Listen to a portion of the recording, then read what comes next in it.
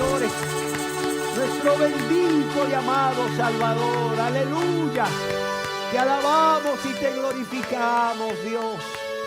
Te alabamos y te glorificamos, Jesús. Te alabamos y te glorificamos, Espíritu Santo. Aleluya. Bendito y alabado seas, Señor.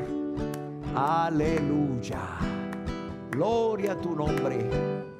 Aleluya.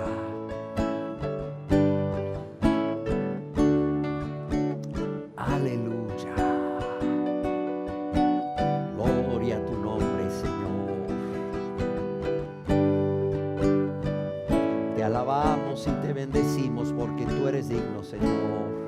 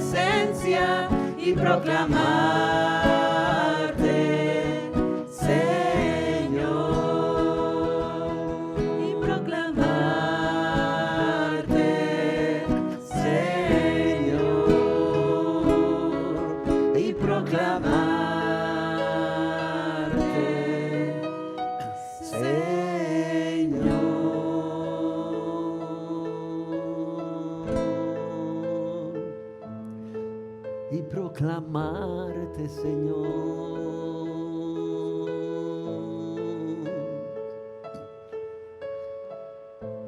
Porque eso es lo que eres. Tú no puedes ser solamente el Salvador. El mundo busca un Salvador, mas no entienden, o si entienden, no quieren reconocer que ese Salvador es también Señor, y que no le pueden recibir como el Salvador de sus vidas solamente, o le reciben como es y lo que es Señor y Salvador, o no le pueden recibir del todo, porque Cristo no puede ser dividido. O Él es Señor y Salvador de nuestras vidas, o no es nada. Por eso hoy te alabamos y te adoramos como lo que eres, nuestro Dios y nuestro Señor y Salvador. Y te proclamamos, Señor, nuestro Señor, el Señor de nuestras vidas. Aleluya.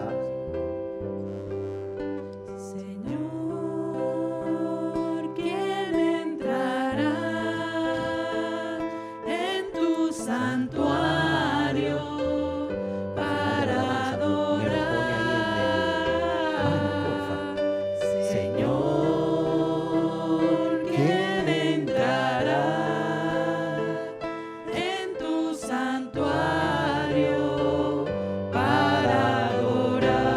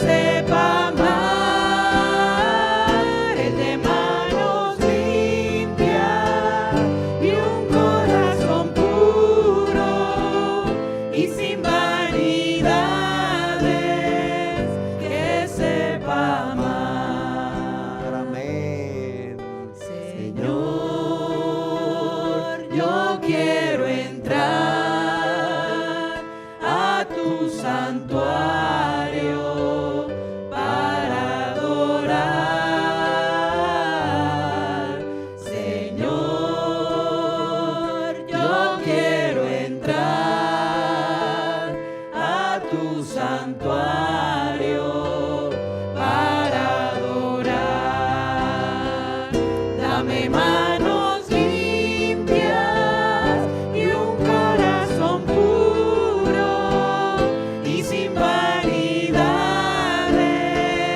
que sepa amar.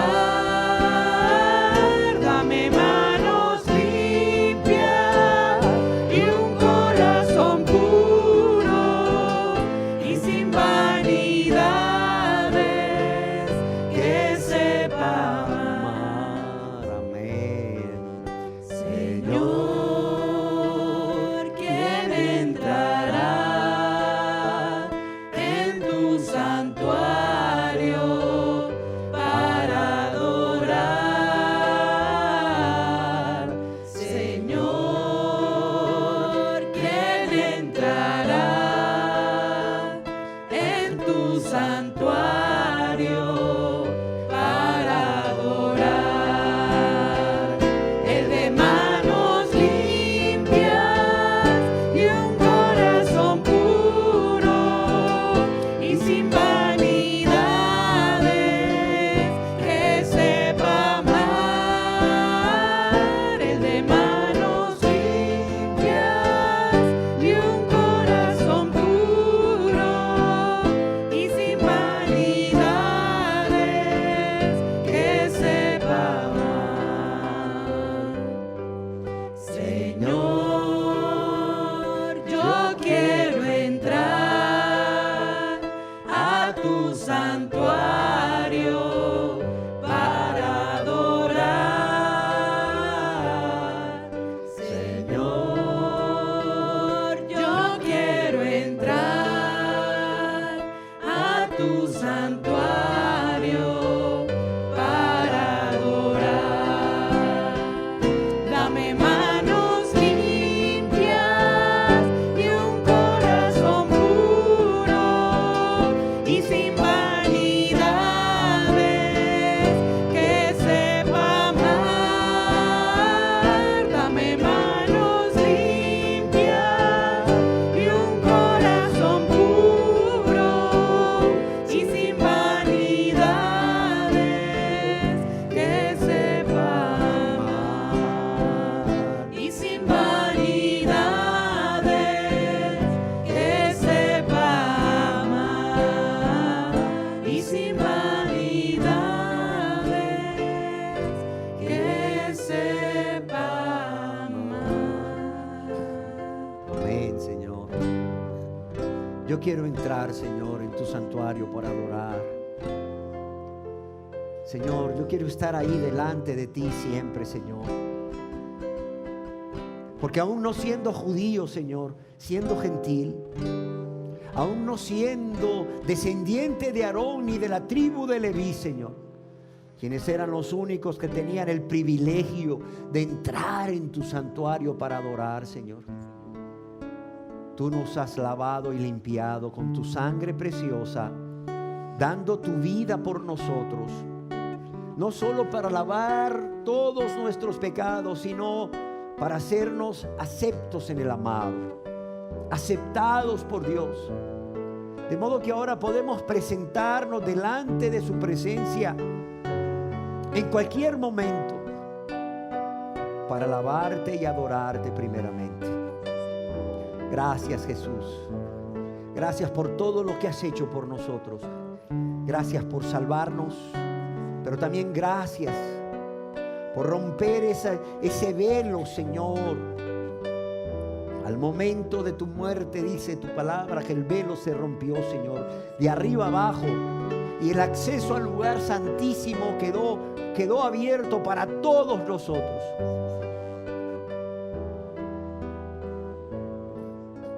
Y es por eso que hoy estamos aquí alabándote y adorándote.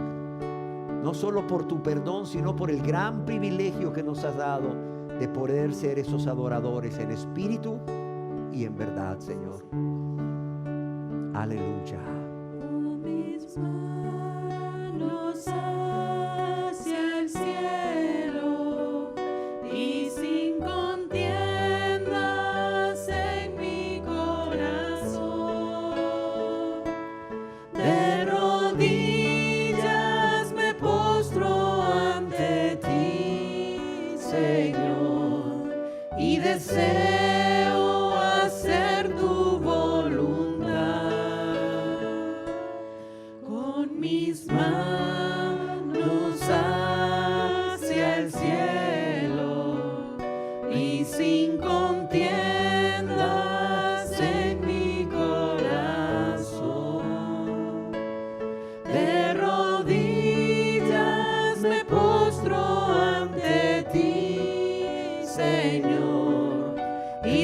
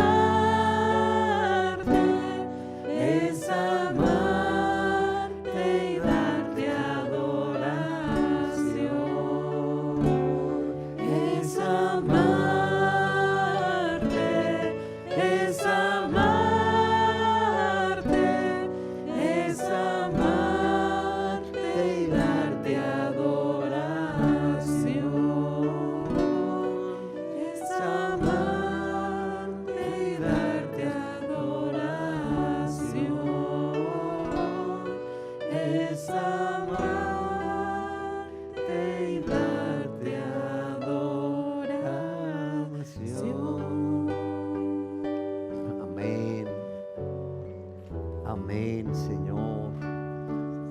Es que es lo menos que podemos hacer después de tanto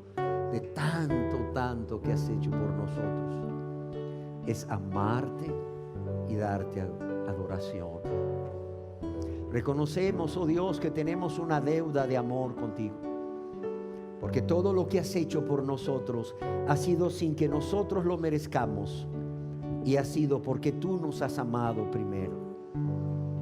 Y si realmente reconocemos que tenemos una deuda de amor contigo, lo menos que podemos hacer es entregarte nuestras vidas para que las laves y las limpies y las gobiernes, y amarte.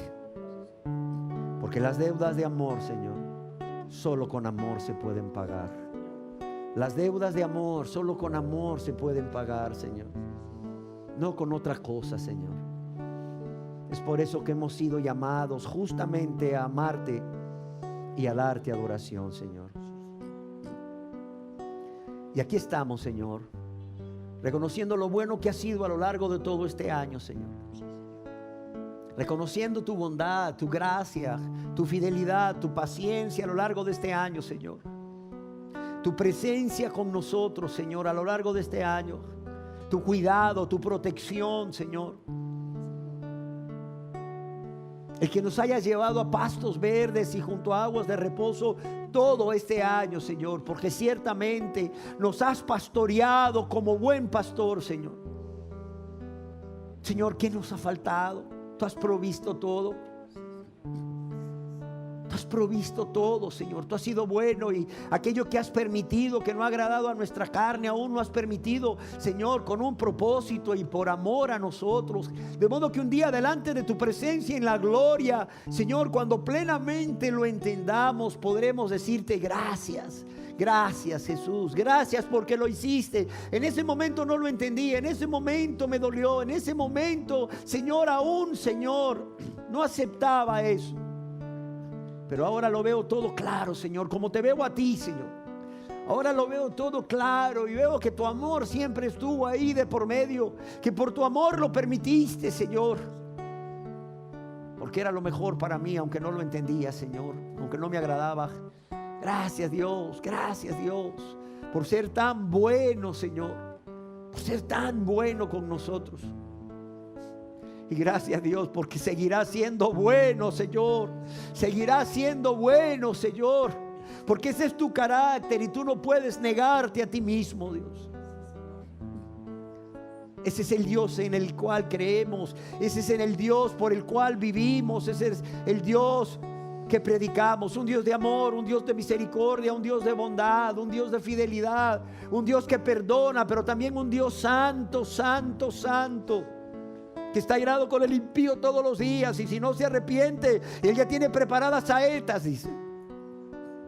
Que podamos entender hoy, en esta última reunión del año 2018, ese carácter de Dios, ese carácter amoroso, ese carácter bueno, fiel, tierno, compasivo, lleno de gracia y de bondad, pero también ese carácter santo, santo, santo, para aquellos que le menosprecian. Y durante el 2018, Señor, menospreciaron esa invitación que tú les has hecho cada día venir a ti, Señor.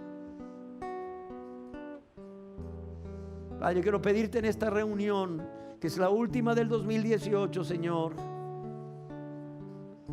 que tú sigas teniendo compasión y misericordia de nosotros, de los que hemos creído y de los que no han creído, Señor. Que sigas teniendo compasión y nos des una oportunidad de exaltarte y glorificarte cada día, viviendo vidas agradables a ti, Señor, en nuestro primer amor. Pero para los que no se han convertido, que les des esa oportunidad, Señor, en tu infinita misericordia, no como algo que se merecen, sino como algo que tú en tu gracia estás dispuesto a darles, para que se conviertan a ti, Señor, para que se conviertan a ti, Señor, y te glorifiquen. Padre, yo te lo ruego, yo te lo suplico, en el nombre precioso de tu Hijo amado, Jesús. Padre, porque sé que esa es tu voluntad, Señor, que tus santos y santas te glorifiquen, se consagren cada día más, te amen más, vivan cada día para ti, Señor. pero también los que no son convertidos se conviertan, porque tú no quieres la muerte del que muere, Señor. Tú no quieres que ninguno perezca, sino que todos procedan al arrepentimiento, Señor, y a la fe, la confianza en Jesucristo como su único y suficiente Salvador. Que así sea, Señor. Que así sea, Señor. Es más, quisiera pedirte que antes que termine este año, Señor, los que no se han convertido puedan tomar decisiones, Señor. Decisiones de entregarte su vida para que tú puedas lavarles y limpiarles de todos sus pecados, pero también ser el Señor de sus vidas, Señor. Padre, yo te lo ruego para tu honra y tu gloria, Señor, por amor a estas almas, en el nombre de Jesucristo, tu Hijo amado. Amén, Señor. Amén. Aleluya.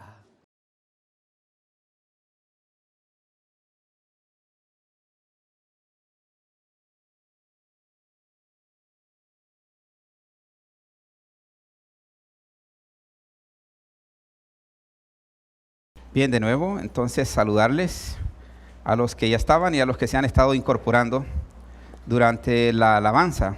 Creo que ustedes ya se fijaron, hemos estado cantando casi todas las alabanzas de este momento relacionados con estar en la presencia del Señor. Y es que ese debería ser nuestro anhelo. Y yo creo que ese es nuestro anhelo, si no, no estuviésemos en este lugar. Aunque yo desconozco los propósitos de cada corazón, pero Dios sí los conoce.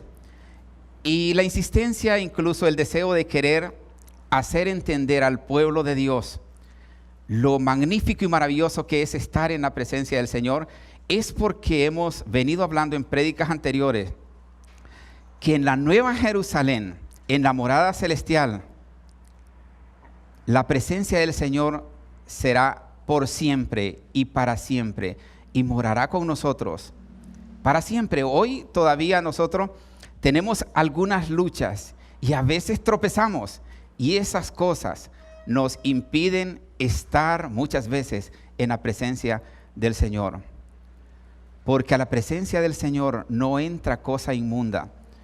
Y en el tabernáculo, cuando el sumo sacerdote tenía algún descuido moral o algún descuido en su vida espiritual, se pagaba caro, era terrible.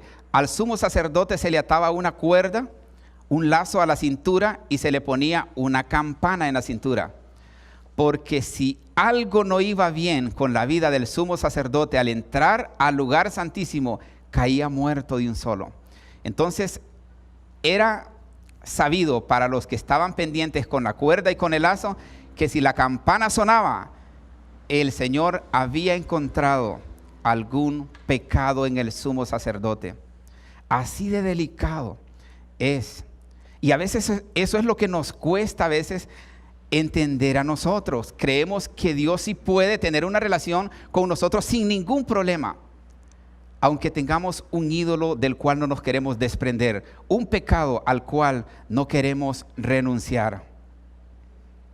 Y si tuviésemos que entrar como en aquel entonces a ese lugar santísimo, azotaríamos también, y nos tendrían que sacar al sonar la campana de ese lugar.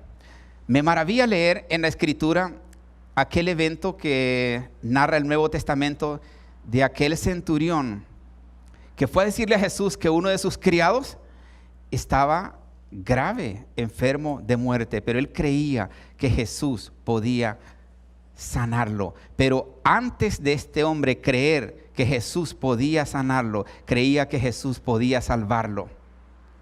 Pero cuando le plantea el problema a Jesús, Jesús anuente y amablemente le dice: perfecto, vamos a tu casa. Y este hombre, que ya ha creído en su corazón, analizaba que no era digno todavía para que la presencia de Dios entrara en su casa. Y entonces le dice lo que ya conocemos: yo soy un hombre puesto bajo autoridad, y cuando yo le digo a un soldado que venga, viene, y si le digo que vaya, va. Señor, yo entiendo eso también de ti, tú tienes la autoridad. Eso le está diciendo este hombre al Señor, reconociéndolo como soberano, como encima de todo, como el Todopoderoso. Señor, solo di la palabra, y el criado sanará. Y Jesús se maravilló de encontrar esta fe en alguien que ni siquiera era judío. Es más, era un soldado romano y era un enemigo. Para entrar al cielo a morar con el Señor por la eternidad, igual la Biblia nos da algunas características, pero yo quisiera preguntarles a ustedes que ya a tiempos escuchan la palabra y que seguro estoy que leen la palabra, ¿recuerdan ahora mismo un texto que hable de quiénes son los que entrarán al cielo? Vamos a ver. Algún texto, una frase que recuerden de un texto, de quiénes son los que entrarán al cielo. ¿Alguna frase que dijo Jesús? ¿Que la recuerden? Las bienaventuranzas. Que seamos como niños, dice. Vamos a ver, eso está bueno. ¿Qué más? Una más. Humildad de corazón. Muy bien. Bueno, yo sé que tienen muchas. Esas cosas que ustedes mencionaron, perfecto. La Biblia lo dice y así es. El problema es que a veces podemos hacerla por un determinado tiempo. Podemos actuar como niños por un determinado tiempo. Podremos tener humildad en el corazón por un determinado tiempo. Y podríamos portarnos súper bien por un determinado tiempo. Pero Jesús fue claro cuando dijo, porque el que persevere hasta el fin, este será salvo.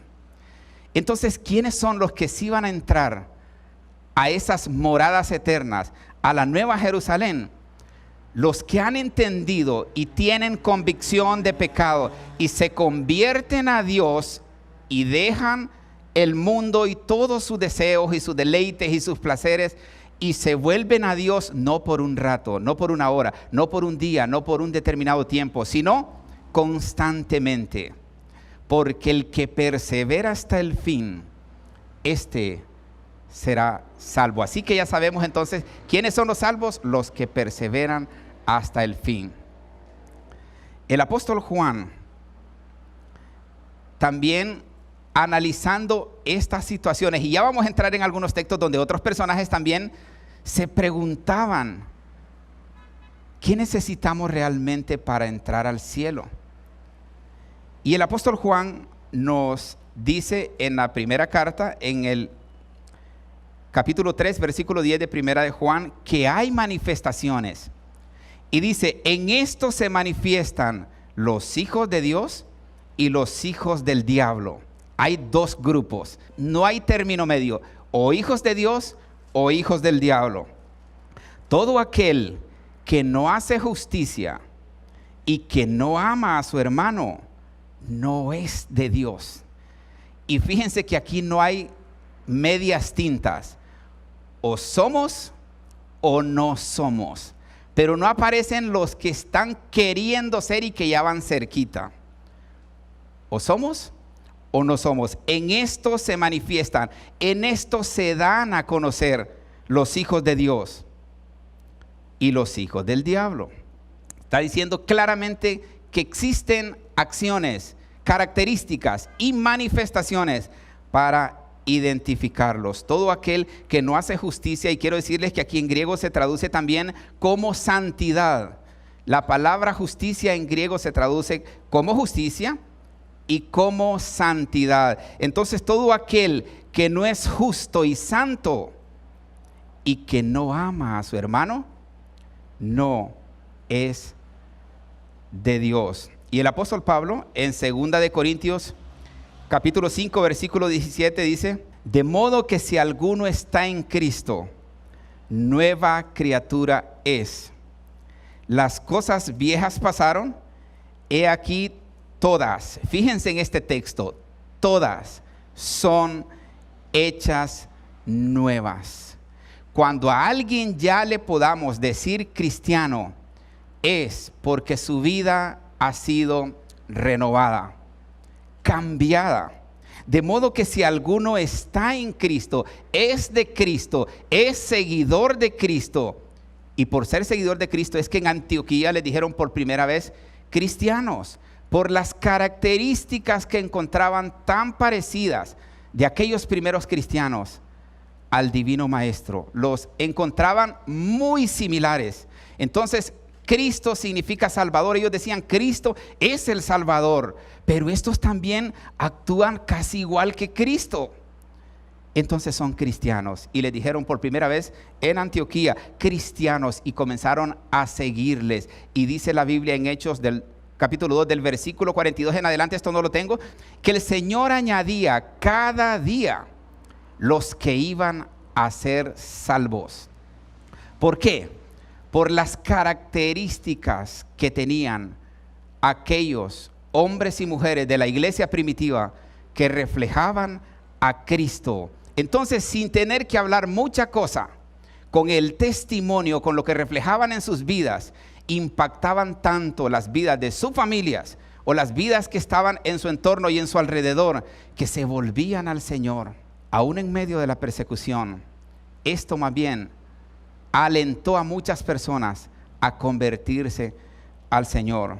El salmista David, un poco tenso y preocupado por entender estas características, se pregunta en el Salmo capítulo 15, versículo 1 al 5, y dice David: Jehová, ¿quién habitará en tu tabernáculo? El tabernáculo era el lugar donde la presencia del Señor se manifestaba en una columna de fuego y en una nube también en el desierto. Entonces David, teniendo ese contexto, dice: Jehová, ¿quién habitará en tu tabernáculo? Señor, ¿cuáles son las características de estos que sí podrán estar en el lugar santísimo del tabernáculo sin morir? Eso era lo que quería entender David.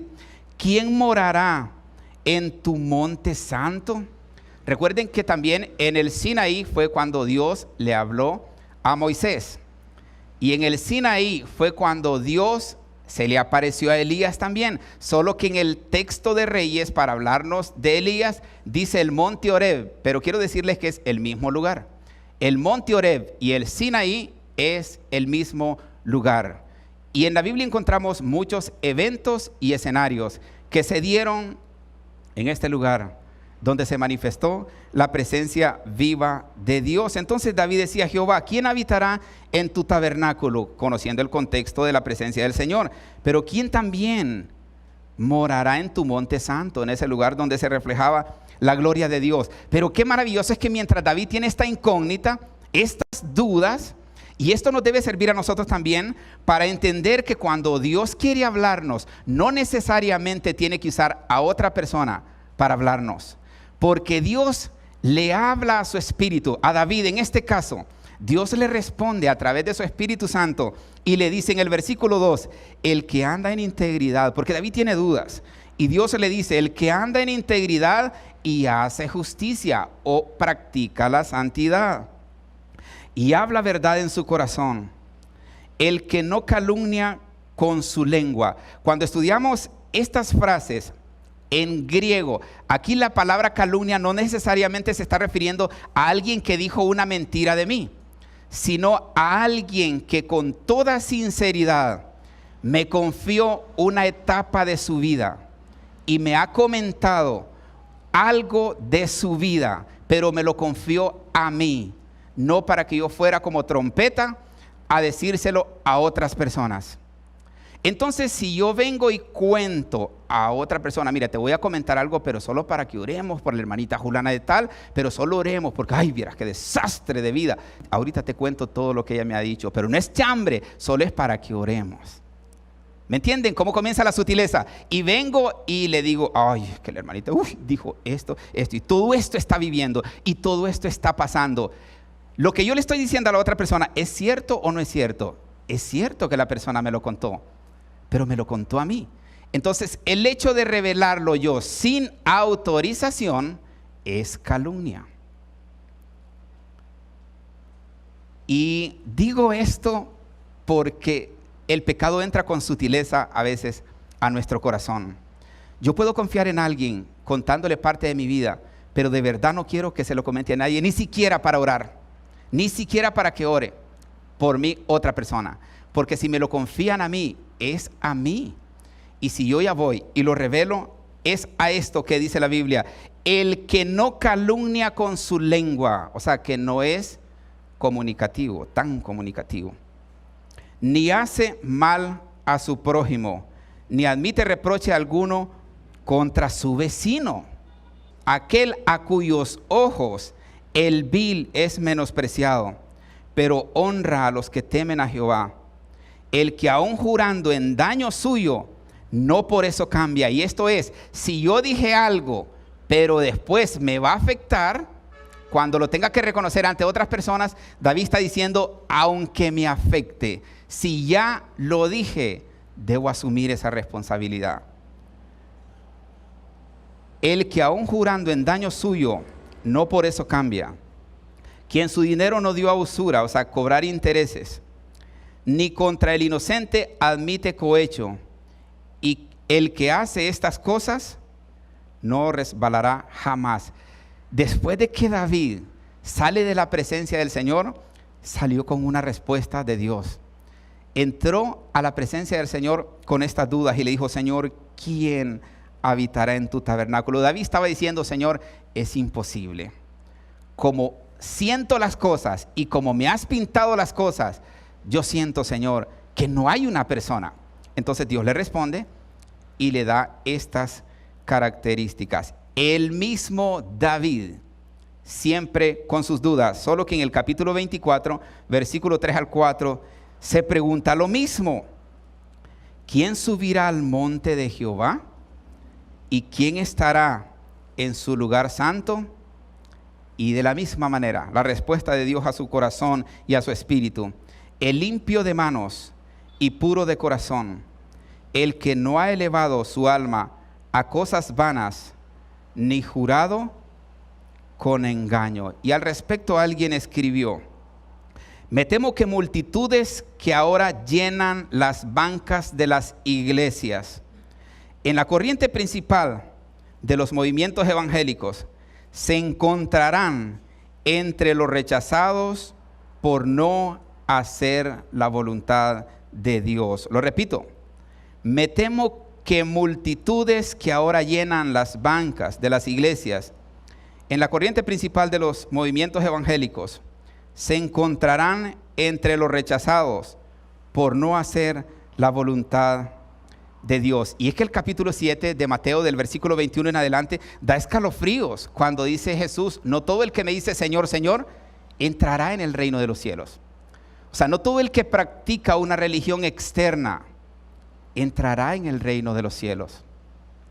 Pero Jesús dice unas cosas temerarias, porque en aquel día, dice, cuando dice aquel día se está refiriendo la comparecencia nuestra ante el gran trono blanco, porque en aquel día muchos me dirán, Señor, en tu nombre profetizábamos. Cuando dice en tu nombre profetizábamos se refiere a los que predican, a los que enseñan, a los que hablan de la palabra del Señor a cualquier persona. Profetizar era traer palabra de Dios para otro que está en pecado, denunciar el pecado. Entonces, en aquel día, muchos me dirán, Señor, en tu nombre profetizábamos. O sea, le van a decir, Señor, ¿cómo crees que yo no voy a entrar al cielo? ¿Cómo crees que no me vas a pasar a la Nueva Jerusalén? Yo creo que estás buscando en el libro equivocado. Señor, te puedo traer los videos cuando yo predicaba en la iglesia. Y muchas personas fueron impactados por la palabra que yo predicaba. Señor, yo predicaba. Pero qué terrible que también dice, y otros dirán, Señor, en tu nombre echábamos fuera demonios.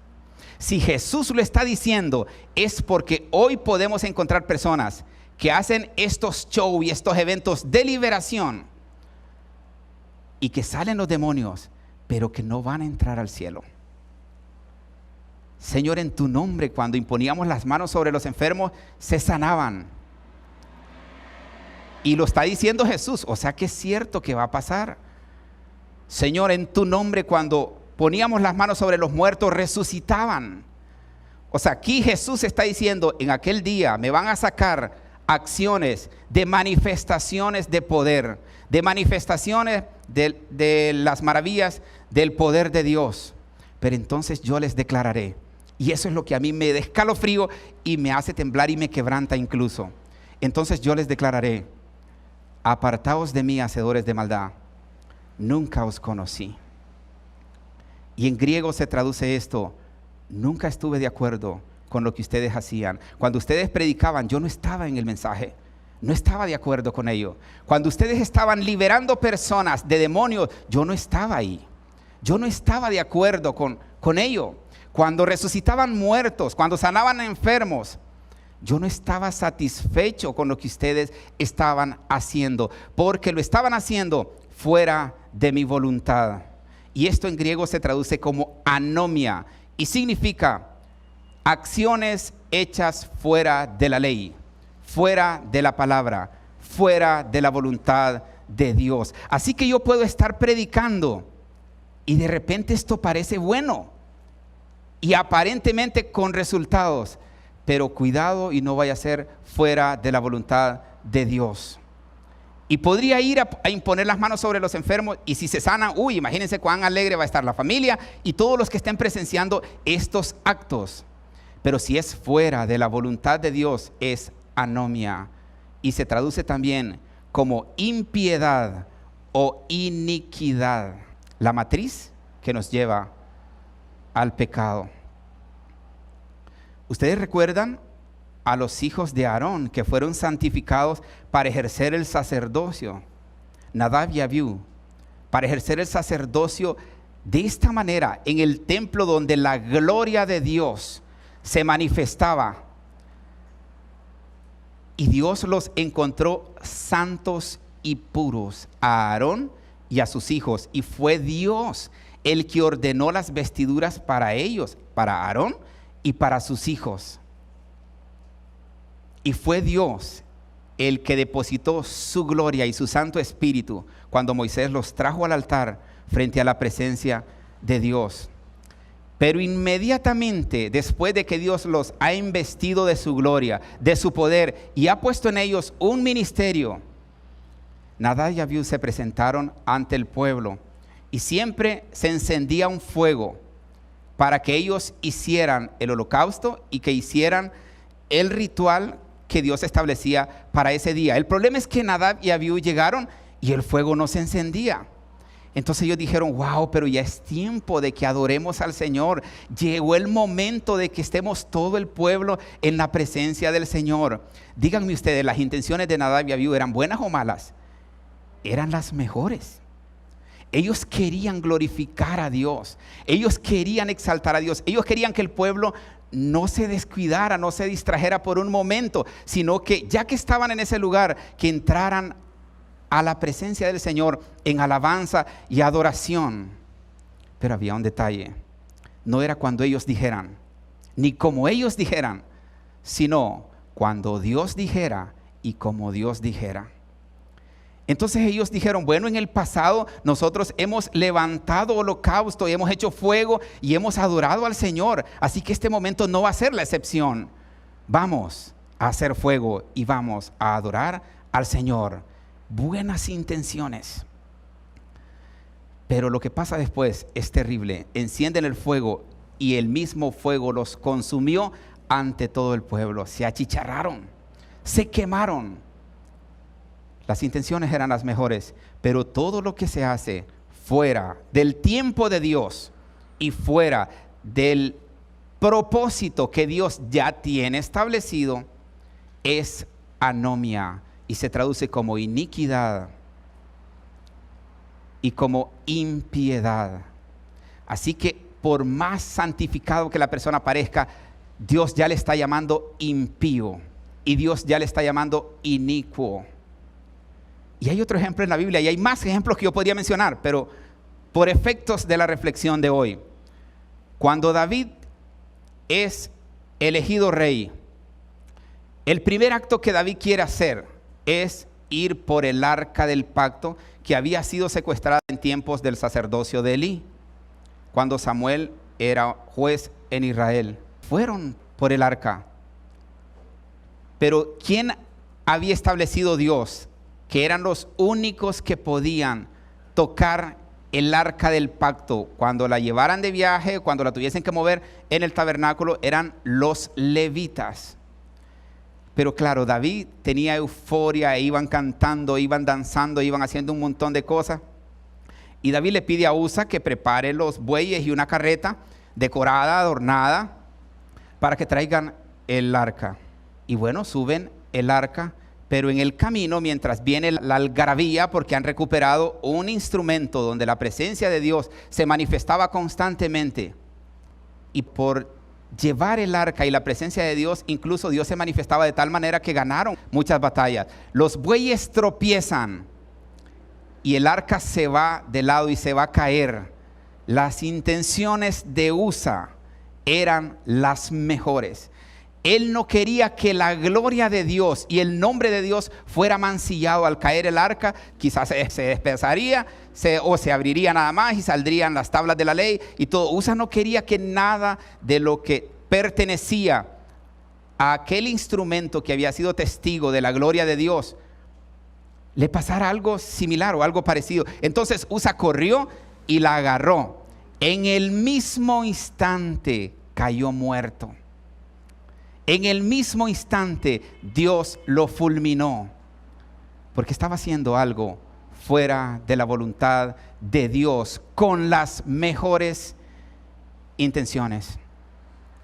Y ahí David se sintió confundido, agobiado y no hallaba qué hacer. Incluso fue y reprochó al Señor. Es por eso entonces que David dice: Señor, entonces, ¿quién habitará en tu tabernáculo?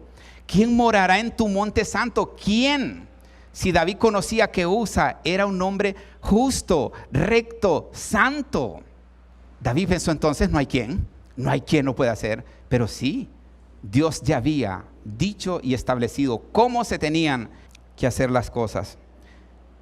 Y el apóstol Juan, entonces, por eso, allá por el año 90 es que escribe esto: en esto se manifiestan los hijos de Dios y los hijos del diablo. Juan está diciendo: si hay características, si hay cosas que podemos ver en aquellos justos hombres de Dios que van a entrar al cielo y en aquellos que compartirán el infierno por toda una eternidad con Satanás.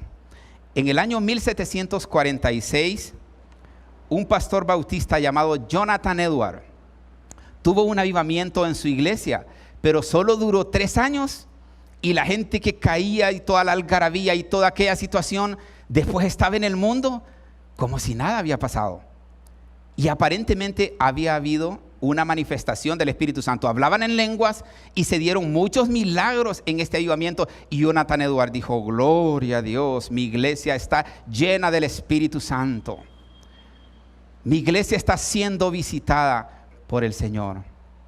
En 3 años todos estaban en el mundo y el pastor Jonathan Edwards ha quedado solo. Y en 1746 él escribe un libro del cual les leo un pequeño fragmento. La pregunta fundamental, dice Jonathan Edwards, después de aquella decepción, la pregunta fundamental para la raza humana y para cada persona como individuo es esta: ¿cuáles son los rasgos distintivos de las personas que disfrutan del favor de Dios, de aquellas que van camino al cielo? Se está preguntando Jonathan Edwards: ¿cómo los podríamos identificar? ¿Cuáles son los rasgos distintivos de las personas que disfrutan el favor de Dios, de aquellas que van camino al cielo? ¿Quiénes son los que van a entrar al cielo? Y sigue diciendo Jonathan Edwards: no es novedad que una religión falsa aparezca y prospere aún en un momento de avivamiento, ni que entre creyentes verdaderos aparezcan los hipócritas. Esto sucedió en el gran avivamiento, dice Jonathan Edwards, que hubo en los días de Josías, el rey Josías. Como vemos en el libro del profeta Jeremías, estoy citando el fragmento del libro y aquí él menciona esto. Como vemos en el profeta Jeremías 3:10, dice Jonathan Edwards, y en el capítulo 4, 3 al 4. Fue igual también en los días de Juan el Bautista. Juan conmovió a todo Israel con su predicación y sin embargo, poco después, la mayoría ya se había echado atrás. Y cita Jonathan Edwards Juan 5:35.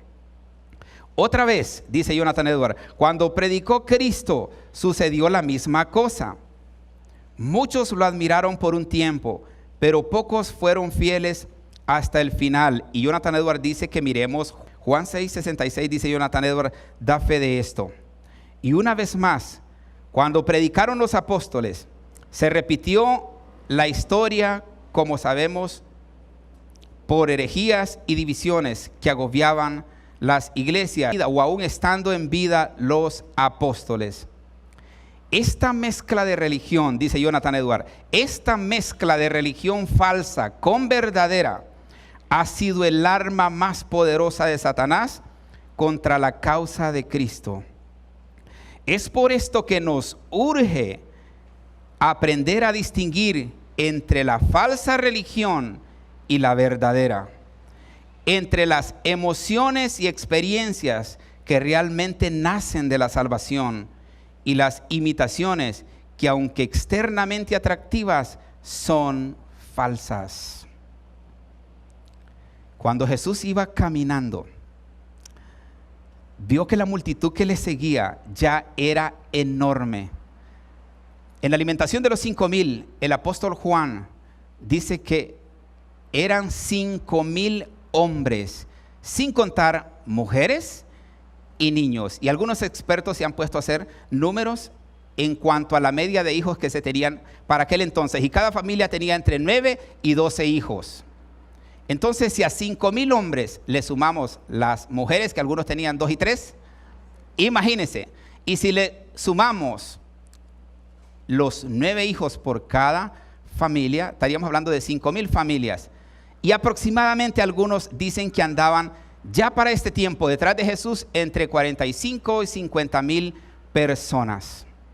Pero Jesús les miraba que le seguían por diferentes intereses, pero casi nadie le amaba ni amaba la palabra o lo que él realmente estaba predicando. Entonces se detiene en el Monte de los Olivos y nos da unas características que podemos identificar en aquellos que van a entrar al cielo. A estos muchos estudiosos de la Biblia le denominaron el Sermón del Monte. Y yo quisiera, en el tiempo que me queda, reflexionar en algunas características que Jesús da para aquellos que van a entrar al cielo en este Sermón del Monte. Mateo capítulo 5 del 3 al 8. Si se fijan, el 7 está tachado porque las he dividido en 2 partes. Las que son visibles y las que no son tan visibles, las características que no son tan visibles. Entonces, esta 7 pasa a las demás características. Dice Mateo 5 del 3 al 8, bienaventurados los pobres en espíritu, porque de ellos es el reino de los cielos. Bienaventurados los que lloran, porque ellos recibirán consolación. Bienaventurados los mansos, porque ellos recibirán la tierra por heredad. Bienaventurados los que tienen hambre y sed de justicia, porque ellos serán saciados. Y me salto al 8 porque después vamos a estar con el 7. Bienaventurados los de limpio corazón, porque ellos verán a Dios. Y para reflexionar en cada una de ellas, lo quiero hacer de manera breve para que el tiempo me ajuste. La primera es, bienaventurados los pobres en espíritu, porque de ellos es el reino de los cielos. Algunos interpretan que ser pobre de espíritu es poner una cara así como de hambre, o una cara así como no sé, como de alguien que está deprimido, como de alguien que está decepcionado. Y se ha malinterpretado que realmente esos que tienen así la cara sufrida, entonces esos sí son pobres de espíritu.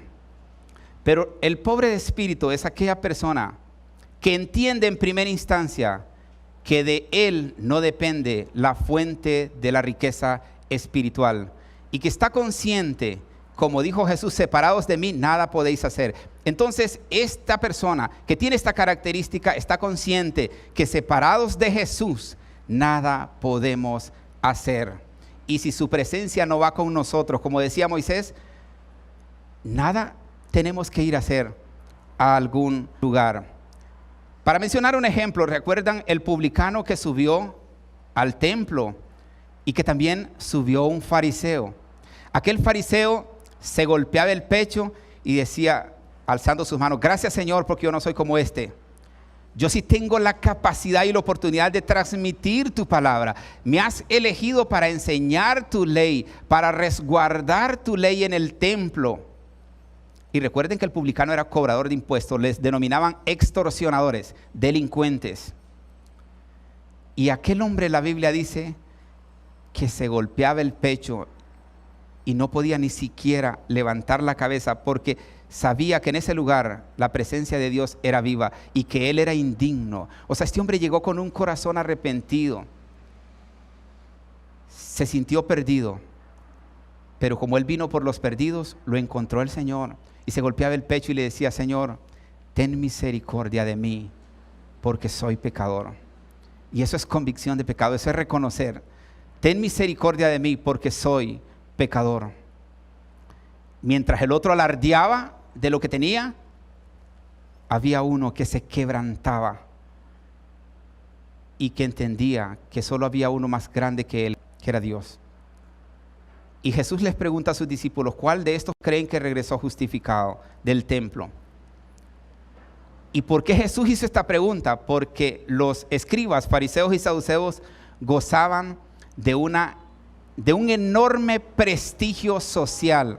Yo siempre he dicho acá otras ocasiones que cuando un fariseo iba a pasar, cualquier cosa que estuviésemos haciendo había que pararla, había que detenerla y mostrar reverencia, una inclinación hacia esta persona mientras fuera pasando.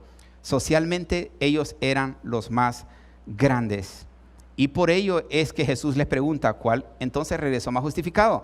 ¿Estos que tienen mucho prestigio socialmente o este que la sociedad lo cataloga como un delincuente? La diferencia la hizo el momento de estar en la presencia del Señor. La actitud con la que estuvo tanto el hombre publicano, el cobrador de impuestos, como aquel fariseo. La actitud hizo la diferencia. Uno se humilló ante la presencia del Señor con humildad, reconociendo la vida que había llevado, sin esconder, sin justificar su pecado. Solo lo trajo al Señor y regresó justificado. Porque al Señor le basta eso, que reconozcamos el pecado, pero también nos pide que nos apartemos de él, e inmediatamente la sangre de Cristo obra con poder para limpiarnos del pecado y para salvarnos. Pero la actitud ante la presencia del Señor hace la diferencia. El número 2, bienaventurados los que lloran. Aquí yo siempre me acuerdo de una experiencia que hasta parece un poquito jocosa. Yo conocí a una persona, era una mujer, que decía: mire que estoy preocupada porque ya llevo como 3 semanas y yo no he llorado. Entonces yo lo que voy a hacer un ejercicio. Esta persona estaba estudiando psicología. Yo voy a hacer un ejercicio y me voy a acordar de la peor desgracia que me haya pasado y que le haya pasado a mi familia para llorar, porque yo quiero llorar. O más bien yo, haciéndole la broma, le digo yo: si quiere consígase un martillo y yo le doy en un dedo para que le duela y llore. Pero yo lo que quería decirle a ella es que no se trataba de provocar un llanto hasta que fuera falacia, que fuera falso. Cuando aquí dice bienaventurados los que lloran, incluso dice porque ellos recibirán consolación. Este es un llanto que nos debe llevar al arrepentimiento. Es un llanto que nos hace ver la condición de pecadores y de maldad que ha habido en nosotros o que hay en nosotros. Y sentimos que si hemos lastimado a alguien, primeramente ese es Dios. Y eso nos lleva a un quebrantamiento del corazón y nos quebramos delante del Señor al sentirnos indignos. Es un llanto santificado que nos lleva al quebrantamiento y al arrepentimiento. Y para que ustedes busquen en su casa 2 Corintios capítulo 7, versículo 10, el apóstol Pablo ha recibido noticia de que la iglesia de Corinto está pasando justamente por esta situación. Él les ha enviado una carta dura en la que les confronta el pecado y ellos lo entendieron. El Señor trajo luz y se sintieron quebrantados. Entonces el apóstol Pablo les dice: porque esta tristeza que es según Dios produce arrepentimiento para salvación, y de esto no hay que arrepentirse. O sea, del llanto que ustedes tienen no hay motivos para sentirse arrepentido. Al contrario, le dice Pablo, sigan llorando y quebrantándose en la presencia del Señor, porque esta tristeza que ustedes sienten está provocando la salvación para ustedes. Y después dice Pablo, porque la tristeza que es según el mundo solo produce una cosa: muerte. Muchos se suicidan cuando se sienten desanimados, decepcionados, que la vida ya no tiene sentido, de que ya no pueden encontrar trabajo o de que les detectaron alguna enfermedad. La tristeza que es según el mundo o por las circunstancias en las que el mundo nos pone, produce muerte.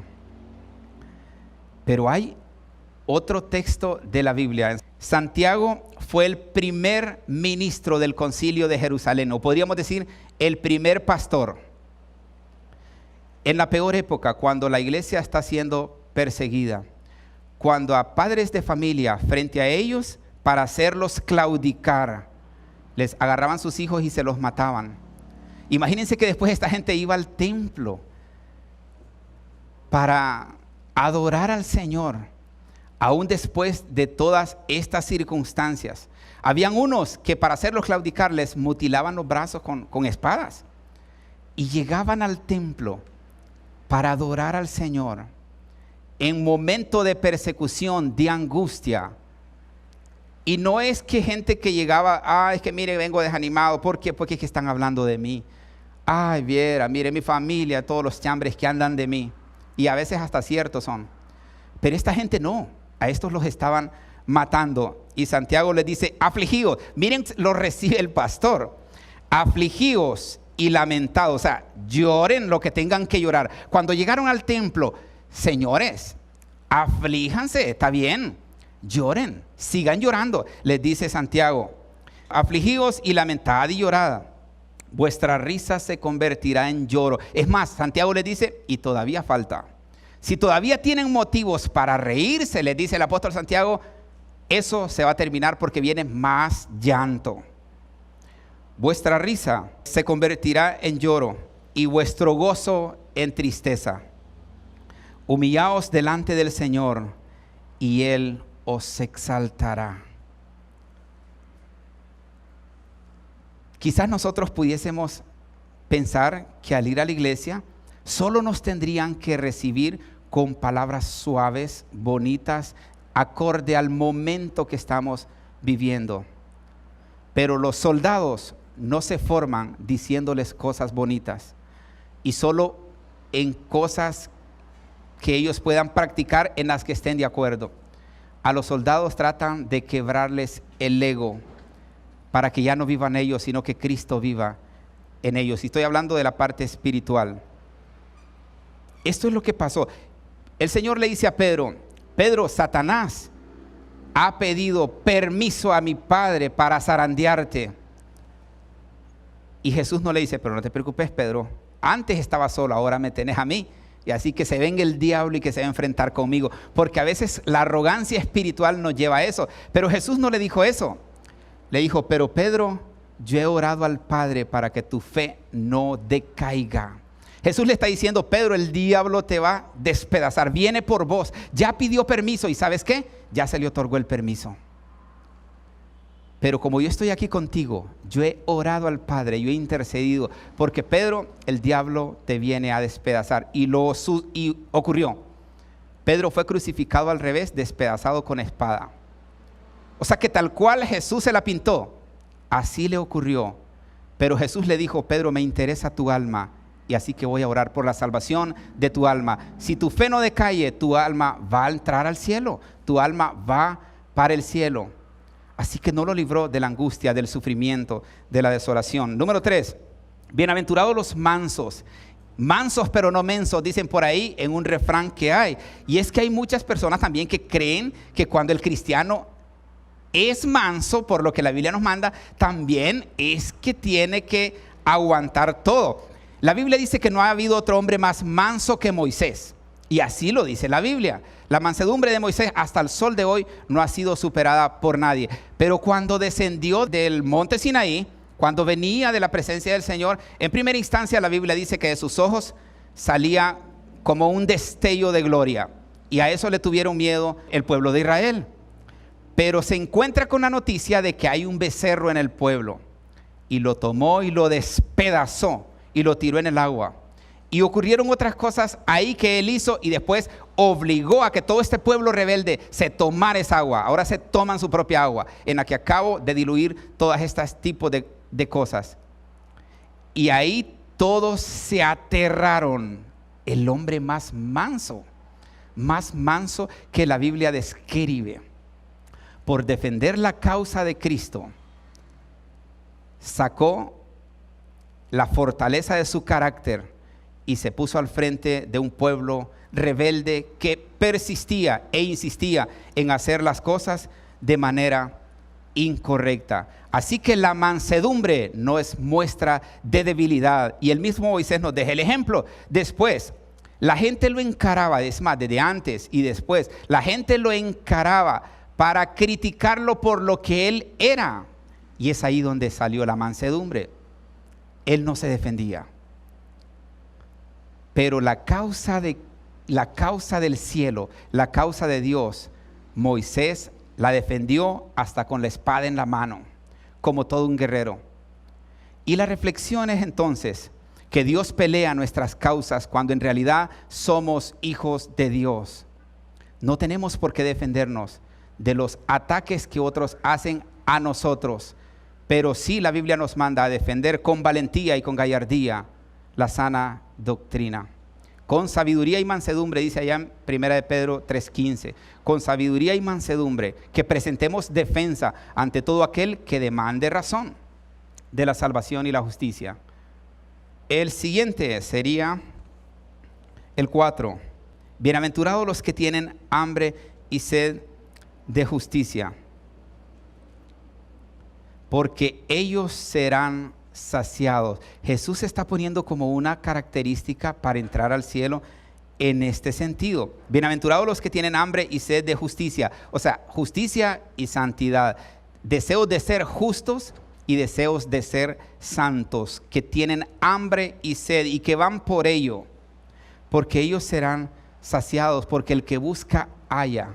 Y aquí viene una reflexión para cada uno de nosotros. Cuando tenemos algunos ejercicios espirituales como leer y escudriñar la palabra por las mañanas, por la tarde, no sé cómo lo hace cada quien, pero el caso es que hay un ejercicio, y también de orar, de amar a nuestro prójimo, visitándole, sirviéndole, pero a veces ya no lo estamos haciendo. Y yo les pregunto algo: ¿pasará algún día que estemos acostados ya en la casa y que no podamos dormir y que sean las 10 de la noche y que digamos, son las 10 de la noche, veis que yo hoy no comí todo el día y ni me acordaba, no tomé café y ni dolor de cabeza me dio? Porque los que tenemos vicio de café no tomamos en la mañana y a mediodía, ¿quién aguanta el dolor de cabeza? Pero no pasa eso. ¿Por qué? Porque el cuerpo nos muestra una necesidad, las tripas resuenan, el estómago se va de aquí para allá y de allá para acá, y a veces hasta pena nos da si estamos con más personas y suena el estómago y solo estamos diciendo, es que no he comido, es que no he comido. Pero qué triste es que esa hambre física no se manifieste de la misma manera en el ámbito espiritual, y que podamos con toda facilidad pasarnos un día sin estar en la presencia del Señor. ¿Y cuál es el alimento espiritual? La palabra. Que no meditemos en la palabra, que no leamos la palabra. Pero el domingo en la iglesia cantamos, levantamos las manos como si nada. Hagamos la prueba, desde hoy no comamos y nos vemos el próximo domingo y nos vamos a ver las caras. Y vamos a ver cómo llegarían con esa actitud. Pero en el ámbito espiritual sí creemos, y es por ello que Jesús dice que en aquel día muchos llegarán engañados. Muchos llegarán creyendo que están vivos, pero están muertos. Porque en realidad no se han alimentado. Y cuando han tenido hambre, han buscado algarrobas. ¿Por qué los padres de familia son tan cuidadosos cuando el niño no ha comido y que quiera churro o que quiera alguna chuchería de la pulpería? Entonces los padres se ponen a pensar, no, pero usted no ha comido, así que primero me come la comida y después yo le doy el churro, porque eso podría ser dañino. Y a veces los padres ponen en la loncherita de los niños solo comida sana, y los niños en la escuela la cambian por un churro. Si alguien anda el churro, la cambian por un churro. Al niño le da igual. Y muchos no están teniendo una actitud como niños para el reino, sino de inmadurez para seguir lo que Dios ha establecido, lo que Dios demanda. La número 5, bienaventurados los de limpio corazón, porque ellos verán a Dios. Cuando a un joyero o cuando a una joyería de mucho prestigio le piden una alhaja, ya puede ser un anillo o puede ser un dije o alguna otra cosa, y se la tiene que vender a alguien que entiende del trámite, esa joyería se pone a hacer su tarea y pasan el metal por el fuego las veces que sea necesario y le ponen ahí los aparatos de medición para que no lleve ningún contaminante, ninguna viruta de otro material que contamine la pieza que van a vender, porque de ahí dependería, mejor dicho, el prestigio de la empresa o de la organización esta que maneja el oro. Entonces, como el oro a más fuego, mayor purificación tiene, entonces se ponen a hacer su tarea y su trabajo y lo someten a las temperaturas que ellos ya manejan para dejarlo limpio y puro. Bienaventurados los de limpio corazón, porque ellos verán a Dios.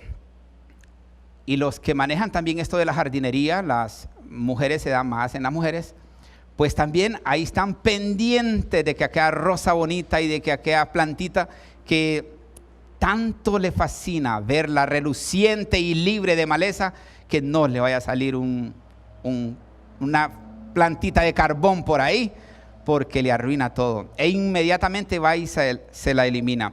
Esta limpieza y esta pureza es la que debería de haber en nuestro corazón al momento de ir a la presencia del Señor.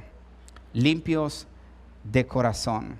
Hubieron 2 discípulos de Jesús que le dijeron: Señor, podemos hacer 2 tronos para que nosotros también estemos por ahí en un trono especial. Ya esos no estaban actuando con corazón limpio. Y una mujer trajo también a sus 2 hijos, discípulos de Jesús, y le dijo: Señor, te tengo una petición.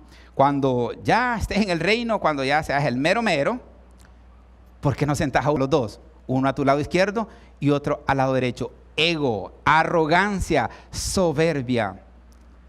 El Señor vino para cambiarnos y para limpiarnos de todo este tipo de situaciones. Y nos quedan 3 que las que les decía que son un poco más visibles. Mateo 5 del 7 al 10. Y aquí ya entra el versículo 7 que no tomamos en cuenta ya. Y el 8 que sí lo habíamos pasado para el anterior. Bienaventurados los misericordiosos. Estoy mencionando características que Jesús no quiso pasar por alto para decirnos que se requiere tener para poder entrar al cielo. Bienaventurados los misericordiosos, porque ellos alcanzarán misericordia. El 9. Bienaventurados los pacificadores, porque ellos serán llamados hijos de Dios.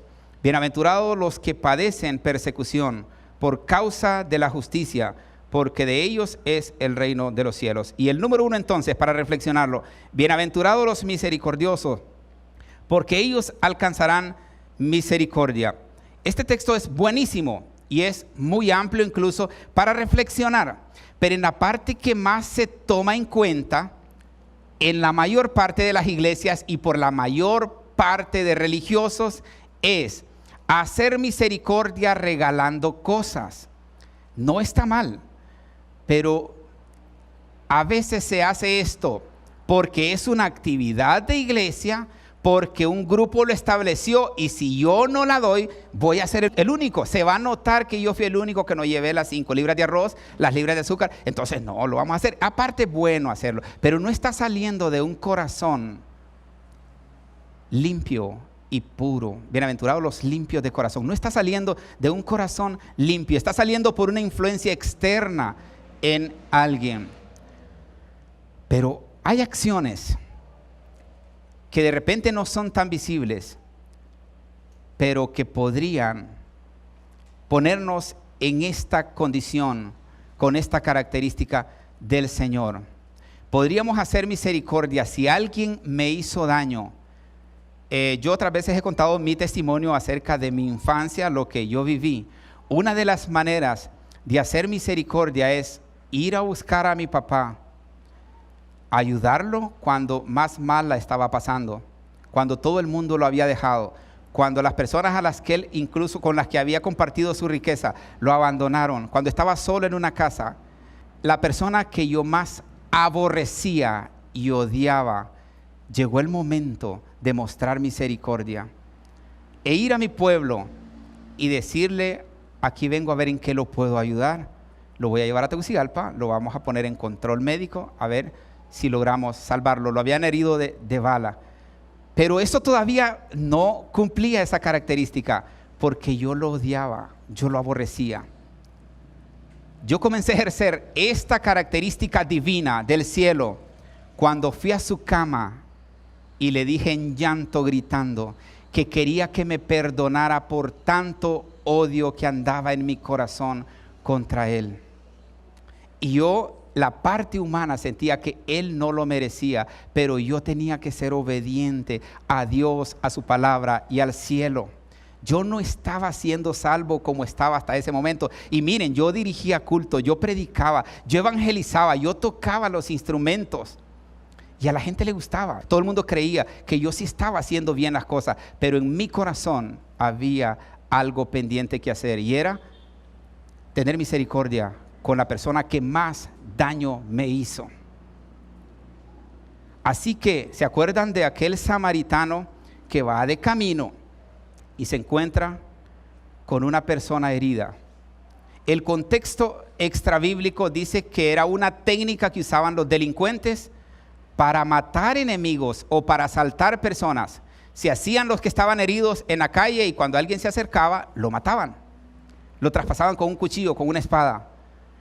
Pero este hombre decidió en su corazón hacer misericordia con alguien, y dice la Biblia que ya había pasado un levita. ¿Qué es un levita? Alguien que venía de oficiar en el templo, y había pasado un sacerdote que venía de oficiar en el templo. Pero la delincuencia estaba difícil, no nos podíamos parar, lo podían matar. Así que el sacerdote solo estaba siendo prudente, así que el levita solo estaba siendo prudente, porque necesitaba llegar a la casa.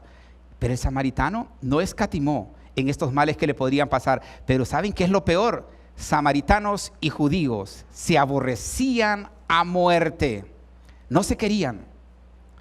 Entonces, ¿por qué un samaritano tenía que recoger a un judío si era su enemigo? Más bien celebrar: bueno, otro lo mató, ni siquiera tuve que matarlo yo a mi enemigo. No lo maté yo, otro lo mató. Pero lo subió en la cabalgadura, y esta historia ustedes la saben. Lo subió en la cabalgadura y lo llevó al mesón. Con eso ya había cumplido de sobras, podríamos decir nosotros, el acto de ejercer misericordia. Porque a un enemigo lo llevó de un lugar oscuro, de peligro, y lo puso en el mesón para que lo atendieran los judíos. El mesón era un lugar de hospedaje que los judíos manejaban. Él ya lo había llevado, podríamos decir que ya había cumplido, pero no increíble. Aquí este hombre, en lo que sigue, nos da una lección de cristianismo, de actuar como cristiano, dar la milla extra. Y si queremos hablar de valores, este pasaje tiene una serie de valores: amor, perdón, tolerancia. Y qué sé yo, no se me ocurre más, pero podríamos buscar más valores que podemos sacar de esta historia. Le dice al mesonero: atiéndeme este hombre con todo. Si no me ajusta con lo que ando ahorita y saco lo que andaba, yo vengo de vuelta y te pago todo lo que hayas gastado de más. Pero la misión es que este hombre no se puede morir por falta de atención, y yo respondo. Eso es misericordia. Pero es fácil cuando se dice en un evento, en una escuela, en un grupo social al que pertenecemos, puede ser un club de fútbol, un club de otra cosa, o en una iglesia: miran esta canasta que está aquí, vamos a recoger unas libras de amor, porque así le llaman. Vamos a recoger unas libras de amor, pase cada una. Y ahí es el momento de jactarse y de ver que la gente vea mi bolsa, que es PriceMart. Miren en la bolsa, es PriceMart. La voy a echar ahí. Y wow, y después todos cantan, celebran. Hoy una familia va a comer porque usted le está dando de comer. Y entonces todos se van: ya cumplí, mire, yo ya cumplí. Soy misericordioso. Y se jacta y se infla y se llena. Va para el infierno, tristemente. Va para el infierno. Bienaventurados los misericordiosos. La siguiente, bienaventurados los pacificadores, porque ellos serán llamados hijos de Dios. Recuerden lo que decía Juan, y en esto se manifiestan los hijos de Dios y los hijos del diablo. Bienaventurados los pacificadores, porque ellos serán llamados hijos de Dios. Cuando hacemos misericordia a través del perdón, estamos prácticamente indignando más a Satanás. Porque cuando nosotros hacemos misericordia a través del perdón, automáticamente estamos siendo pacificadores. Si alguien me hizo daño y yo le pago con bien y encima de eso le pido perdón y le digo que quiero ayudarlo en todo lo que esté a mi alcance, con esto yo le estoy bajando las defensas a alguien que venga a pelear conmigo o a alguien que quiera tener discordia, enemistad y pleito conmigo. Entonces, aquí la Biblia nos dice, bienvenido al cielo, porque aparte de ser misericordioso, estás evitando una guerra, estás evitando un conflicto, estás evitando un problema. Bienaventurados los pacificadores, porque ellos serán llamados hijos de Dios. ¿Por qué? Porque si hay cosa difícil a la que nadie se quiere enfrentar, es a hacerle bien a aquel que me hizo mal. Nosotros desearíamos hacerle algo, pero cuando ya estamos en la fe y en el cristianismo decimos, no, yo lo voy a dejar en manos de Dios, allá que Dios, que haga con él lo que quiera hacer. Pero la Biblia nos pide ser cristianos, dar la milla extra, ir a buscar a esa persona. Qué terrible. Yo sé que es terrible. Yo lo viví, pero no hay otra forma, amados y amadas. No hay otra forma, solo hay un camino y es el perdón, la misericordia, y eso nos vuelve pacificadores. La última, bienaventurados los que padecen persecución por causa de la justicia. Bienaventurados los que padecen persecución por causa de la justicia, esto es por causa de la obra del Señor. Bienaventurados aquellos que son perseguidos por hacer el bien, apegados a la justicia y la santidad de Dios, por hacer el bien, apegados a la palabra de Dios. Y aquí quiero volver a textos que mencionan la iglesia primitiva cuando estaba siendo asediada, perseguida, maltratada, golpeada. Pero lo increíble y lo paradójico es que es cuando más creció la iglesia.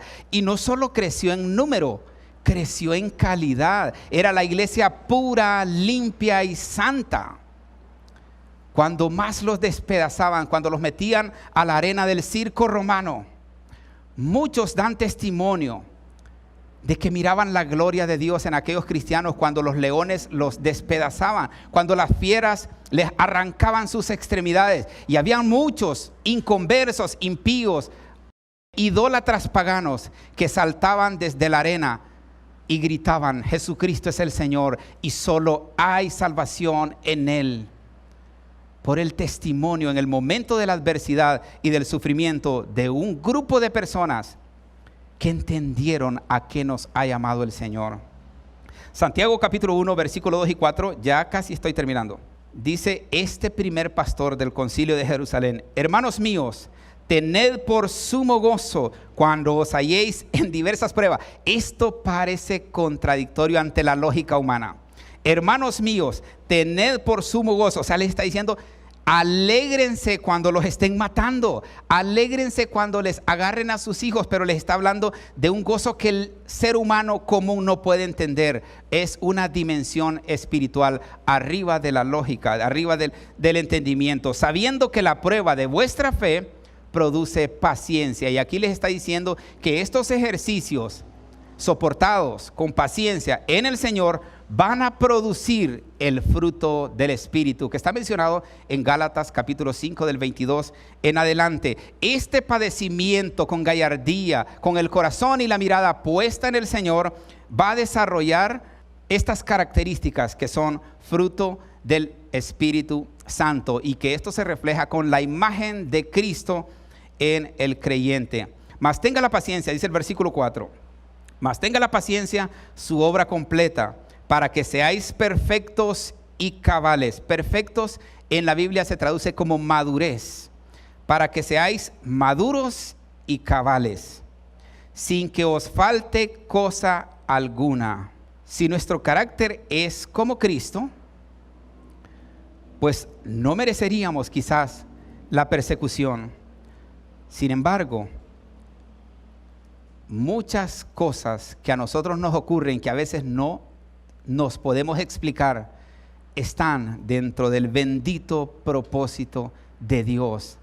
Así que caminemos hacia el blanco perfecto, con la fe puesta en el Señor, porque como les decía Santiago, a su debido tiempo Él nos fortalecerá y esa tristeza se convertirá en gozo. Y termino con estos textos. Primera de Pedro, capítulo 2, versículo 19 al 23. Pedro escribió en el peor momento de la iglesia. Algunos libros de historiadores que recogen datos dicen que varios ríos, cuando pasaban por aldeas, eran totalmente rojos y la sangre por algunos lugares pasaba en bloques de coágulos de sangre.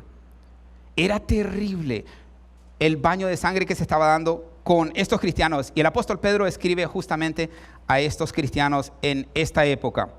Porque esto merece aprobación. Si alguno a causa de la conciencia delante de Dios sufre molestias, padeciendo injustamente, pues ¿qué gloria es? Si pecando sois abofeteados y lo soportáis, mas si haciendo lo bueno sufrís y lo soportáis, esto ciertamente es aprobado delante de Dios. Pues para esto fuisteis llamados, porque también Cristo padeció por nosotros, dejándonos ejemplo para que sigáis sus pisadas, el cual no hizo pecado, ni se halló engaño en su boca, quien cuando le maldecían no respondía con maldición, cuando padecía no amenazaba, sino encomendaba la causa al que juzga justamente.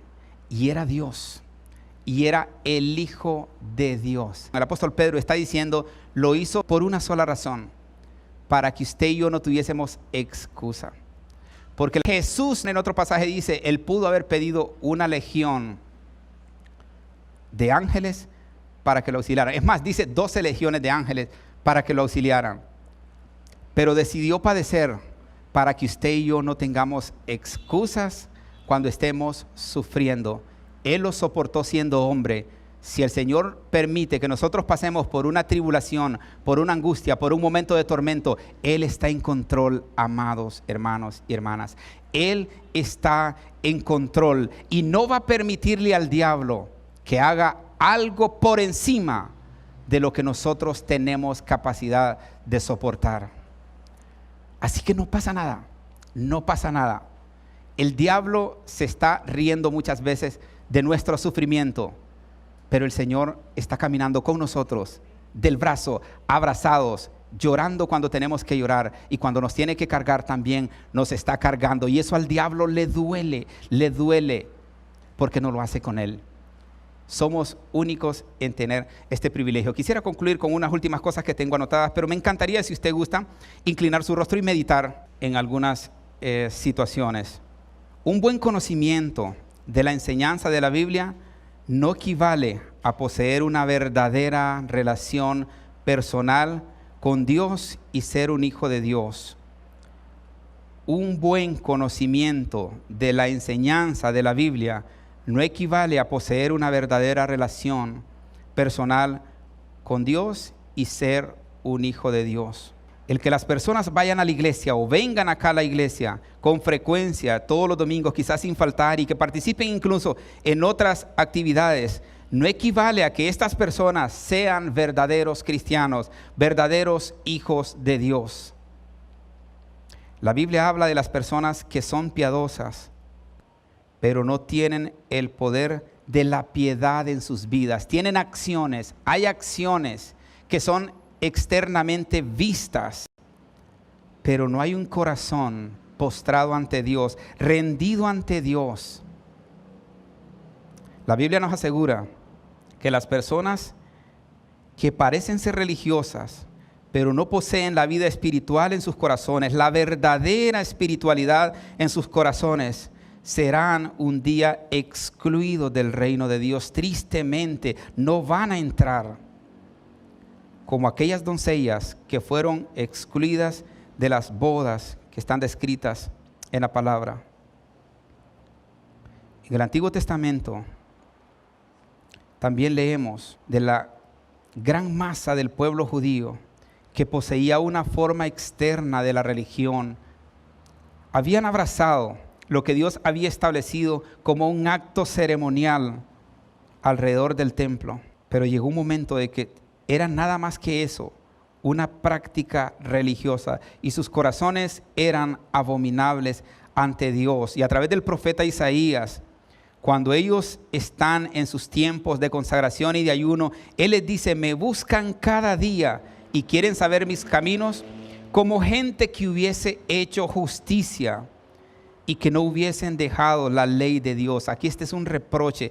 Dios les está increpando el hecho de ser hipócritas, de ser falsos, de alzar las manos cuando les pedían que alzaran las manos, de orar cuando tenían que orar. Y en este caso, Isaías 58 está hablando del verdadero ayuno, porque el pueblo estaba también siguiendo todas estas prácticas, pero con un corazón que no era recto, que no era limpio.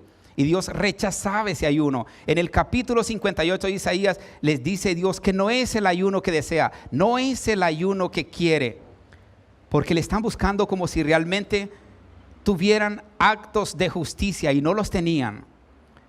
Y le están buscando como que estuviesen apegados a su ley, a su verdad, pero estaban lejos de la justicia y de la verdad de Dios. Y como decíamos antes, esto es anomia, esto es estar fuera de la voluntad y la gracia de Dios. Nada de lo que hagamos fuera de ahí tocará el cielo, tocará el corazón de Dios, tocará las puertas del cielo. Al contrario, se convierte en un acto de inmundicia, como trapo de inmundicia. Son vuestras justicias, también les dice a este pueblo, y también nos dice a nosotros. Cuando los cantos salen como ofrenda de olor grato de un corazón no recto delante de Dios, no es bien recibida. Cualquier acción de bondad, ya sea que le demos algo a alguien, que compartamos algo con alguien, si no sale de un corazón que Dios ya haya aprobado, se convierte en un acto de inmundicia delante de Dios. Así que esta mañana tengamos cuidado de no caer en esta falsa seguridad y en esta falsa religión, o de continuar con esta práctica de una falsa religión, creyendo que estamos camino al cielo, camino a la salvación, y en realidad nuestros pasos se encaminan hacia la condenación eterna. Padre, te damos gracias esta mañana. Te damos gracias por tu palabra. Y porque, Señor, aunque nos duela, también en el pasado a muchos les dolía. El pueblo, cuando estaba sufriendo, pensaban que Santiago les tendría una palabra de aliento, otra cosa diferente. Pero realmente nuestro consuelo está en el Señor, está en la presencia del Señor. Y ahí no podemos entrar con nadie más, solo entramos solos. Y quizás ahí también haya exhortación, pero saldremos con la fortaleza del Espíritu Santo de Dios. Mientras tanto, la palabra sirve para redarguir, para corregir y para instruir en justicia. Y tiene que ser predicada de tal manera, sin acomodarnos a lo que alguien quiere o a lo que alguien no quiere. Porque de lo contrario tendremos que dar cuentas en aquel día final. Nosotros también, los que hemos sido llamados a proclamar este evangelio de salvación, esta verdad de salvación. Porque en realidad la predicamos con el deseo de que todos podamos entrar al cielo, a las moradas eternas y a la salvación eterna. En el nombre de Jesús te damos gracias, Señor. Amén y amén.